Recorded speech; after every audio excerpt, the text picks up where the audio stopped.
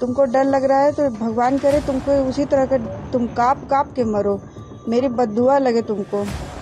अच्छा है, भगवान करे उस तरह हो कि तुम्हारा खात्मा हो, तुम्हारा पूरा घर परिवार सर्वनाश हो जाए। उमेश पाल मर्डर केस के कुख्यात अपराधी अतीक अहमद की अब उल्टी गिनती शुरू हो गई है, क्योंकि उत्तर प्रदेश पुलिस गुजरात के अहमदाबाद से यूपी के प्रयागराज अतीक अहमद को लेकर आ रही है। पुलिस लाइन में करीब 1.5 घंटे रुकने के बाद प्रयागराज की ओर रवाना हो गया। टीम जालौन में कुछ देर रुकी और वैन में डीजल भरवाकर प्रयागराज के लिए निकल गई। उत्तर प्रदेश में दाखिल होने से पहले अतीक अहमद के काफिले की एक गाड़ी गाय से टकरा गई और गाय की मौत हो गई। इससे पहले काफिला एमपी के शिवपुरी के पास रुका था। जब अतीक वैन से उतर रहा था तब उससे पूछा गया कि क्या आपको डर लग रहा है, तो गैंगस्टर अकड़ में बोला, किस बात का डर। अतीक के चेहरे पर कभी तो डर के भाव थे तो कभी गैंगस्टर पुलिस को अकड़ दिखाता नजर आया।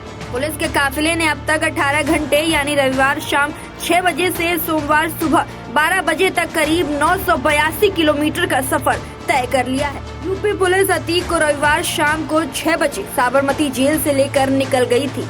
अतीक को गुजरात से प्रयागराज लाने पर उमेश पाल की पत्नी जया पाल ने योगी आदित्यनाथ पर भरोसा जताते हुए कहा कि गाड़ी पलटे न पलटे उसका खात्मा जरूरी है।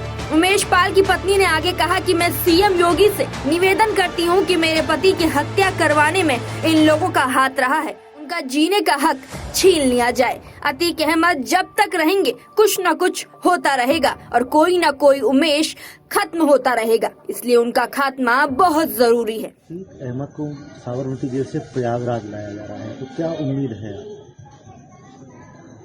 साबरमती जेल से आ रहा है, मैं माननीय मुख्यमंत्री जी से निवेदन यही रहेगा कि जो मैंने अब तक कहा है कि मेरे आदमी की हत्या करवाने में इन सबका हाथ रहा है, तो मैं बार बार उनसे कहूँगी कि उन्हें कड़ी दंड दिया जाए और उनके जीने का हक बिल्कुल छीन लिया जाए। वो जब तक रहेंगे तब तक कुछ न कुछ होता रहेगा और कोई न कोई उमेश पाल ख़त्म होता रहेगा, इसलिए उनका खात्मा ज़रूरी है। अतीक अहमद कह रहा है कि मारना चाहते हैं सब लोग। जब तुम मारने में पीछे नहीं रहो, हम तुमको मरवाएं तो क्या दिक्कत है? तुमने भी तो किसी का यानी मेरा सुहाग उजाड़ा, मेरे बच्चे यतीम हो गए, मेरा परिवार छिन्न हो गया।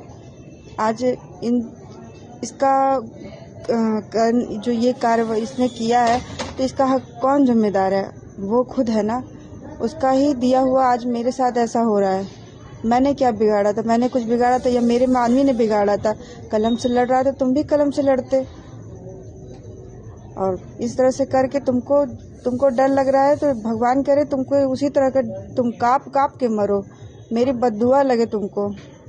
अच्छा है, भगवान करे उस तरह हो कि तुम्हारा खात्मा हो, तुम्हारा पूरा घर परिवार सर्वनाश हो जाए। गाड़ी पलटे या ना पलटे उसको खत्म हो जाए, भगवान करे वो खत्म हो जाए। पर नहीं चाहते कि वो रहे, अगला कोई आदमी खत्म हो इस तरह से। समाज हमारा इस आदमी से पीड़ित है, इसको खत्म करना जरूरी है। क्या लग रहा है, न्याय मिल रहा है? मुझे बाबा जी पे भरोसा है कि वो मुझे न्याय दिलाएंगे। प्रयागराज ला रहे हैं तो क्या लग रहा है, न्याय मिल रहा है? अब ये न्यायमूर्ति जो बैठे हुए हैं वो मेरी बातों को समझ सकते हैं और मैं उनसे बार बार याचिका करूंगी कि उन्हें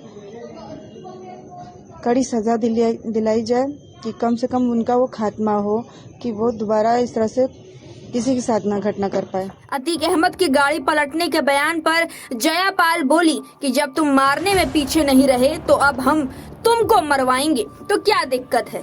तुमने भी तो किसी को मारा है, हमारा सुहाग उजाड़ा है। मैंने और मेरे आदमी ने क्या बिगाड़ा था तुम्हारा? अब तुमको डर लग रहा है तो तुम कांप कांप के मरोगे, मेरी बद्दुआ है तुम्हें। तुम्हारा पूरा परिवार तड़प तड़प के मरे, गाड़ी पलटे ना पलटे पर तुम खत्म हो जाओ। Bureau report, TV 24।